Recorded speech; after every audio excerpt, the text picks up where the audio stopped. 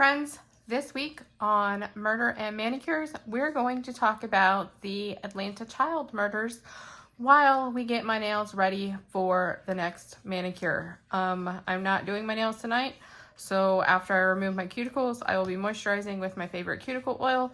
But anyway, let's talk about what our cuticles are for like a quick second. They are the bit of dry skin, not down here, that's your proximal nail fold, but that the dead skin that rides up on your actual nail. So we're going to remove that and talk about the Atlanta child murders.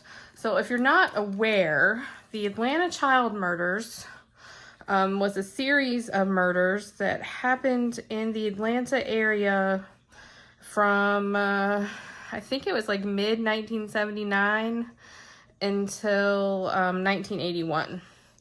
There were at least 28 people that were murdered, mostly children, although near the end of the timeline there were a handful of adults that counted in this series of murder. So I'm just applying the cuticle remover and then we're going to scrape that off in a second.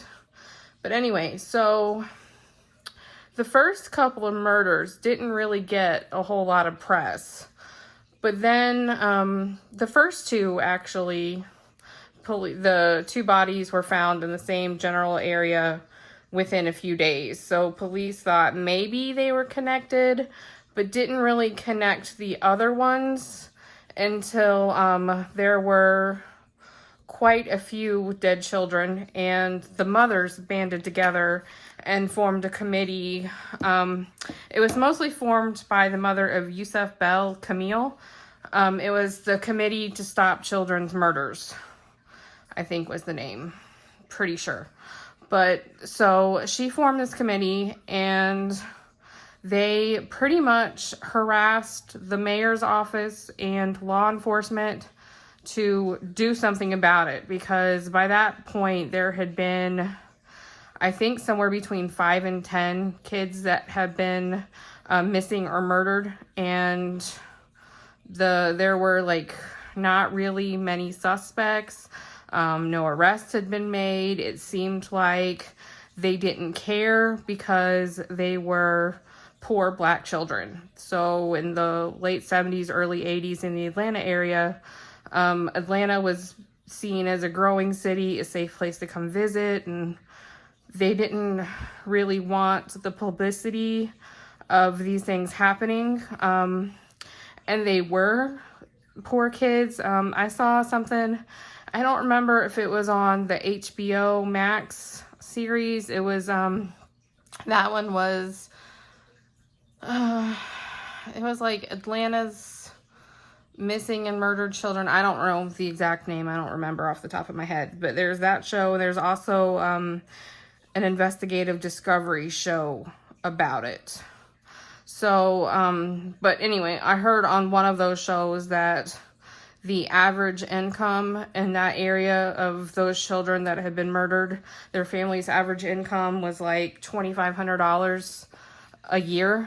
And in other parts of the city, the average income was closer to like $20,000 a year. So clearly, they were children living in poverty. Some of the law enforcement and the media described them as street kids and like throwaway kids, and that their parents didn't want them, and they were like hustlers and all this stuff. And I feel that that's kind of not a completely accurate statement, because if you watch some of those old interviews with the mothers and the family members, they cared very much for their children. And I mean, kids in poverty are gonna do what they need to do to make money. And the stories and the things that I read, I mean, some of the children could have been involved in the drug trade, but a lot of them were just like selling cans and bottles for extra money, or they were helping people carry groceries, you know, that kind of thing. So, I mean, I don't think that whatever they did for money was fair to say that, oh, they're just street kids and, you know, whatever, that's why they're dead, because that's bullshit. But anyway, so there's all these children that go missing. Some of them are found. in like wooded areas. Some of them were found in rivers.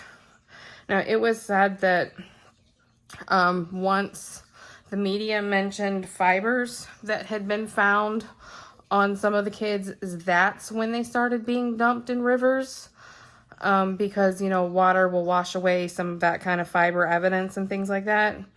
So that started happening in probably like late 80, early 81. And there is also, I don't know, there's a lot of details in this case, so I'm probably going to jump around as I remember. But so this started in 1979. By 1981, they still hadn't really gotten anywhere, until they started, the FBI got involved, and then they decided that they were going to stake out the bridges because, you know, bodies had been starting to be, you know, dumped in rivers. So they were figured, oh, well, you know, they were probably thrown over a bridge, and we can stake out the bridges and then catch somebody. So they started doing that, and for a couple weeks, nothing happened. And then a police recruit, I don't know if he was still in the academy or just like super new to the force, but he allegedly, and this was actually going to be the last day that they were staking out bridges, because there are a ton of bridges in the Atlanta area, quite a few rivers and crossings and whatever. So this was the last day that they were going to do it at shift change.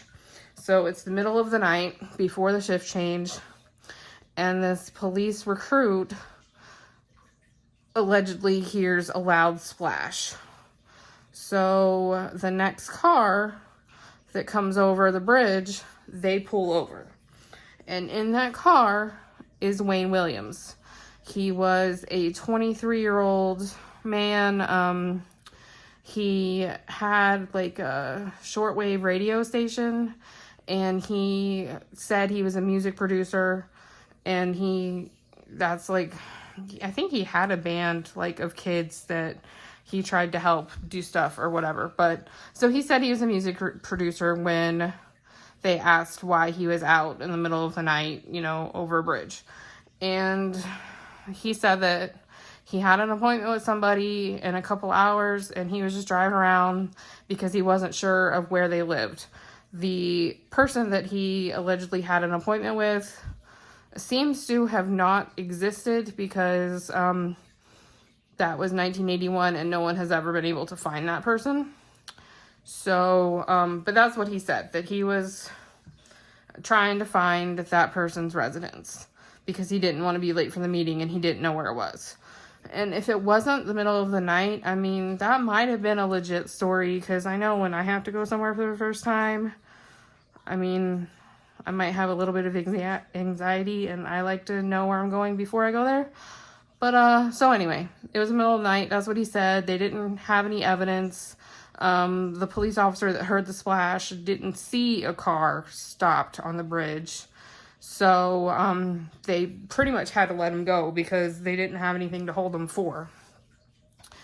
So, they started a surveillance on him, pretty much. They were always around, like following him outside his house, whatever, you know, because they thought that he looked pretty good for at least some of the killings.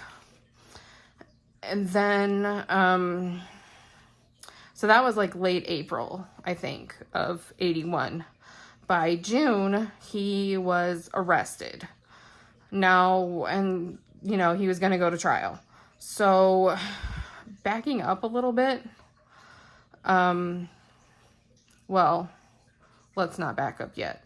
So, that was like April when he was stopped on the bridge, and then a couple days later, a body turned up of, I think the guy was like 27 or 28. It was, I think his name was, I know his last name was Cater. I think his first name was Nathaniel. So his body turns up in that river area where they had stopped 23-year-old Wayne Williams. So after that body turned up was when they started investigating him a little bit. So, and it was like the month before that, another body had been found in that area, and that was a 21-year-old. So, in June of 81, he was arrested and charged with those two deaths, the 21-year-old and the 28-year-old. He was not charged with the deaths of any children. And even now, some of the families believe he didn't kill their children, and he may not have killed anybody. Some other family members don't really know what to believe, but anyway, so he's arrested in June of 81. Backing up a little bit is when they were still investigating these murders and really didn't know what was going on, some things had started to come out. There was a confidential investigation because some people really thought that it was the Klan doing this, the KKK. So there was a confidential investigation into some of the members of a Klan. They were the members of one family, and it was said that one of those family members killed one of the children and possibly another one. And so there was like this confidential investigation with like wiretaps, tapping their phone, recording phone conversations. They had informants wear a wire, recorded those conversations. They had physical surveillance, like all kinds of stuff. But then after Wayne Williams is arrested and then after his trial starts, all of that stuff from the KKK investigation that the Georgia Bureau of Investigations did was destroyed for, I don't know why, but all the tapes, all the stuff, it was all destroyed. And so they started building a case against Wayne Williams for a whole lot more than those two murders. But let me wash this stuff off and I'll be right back.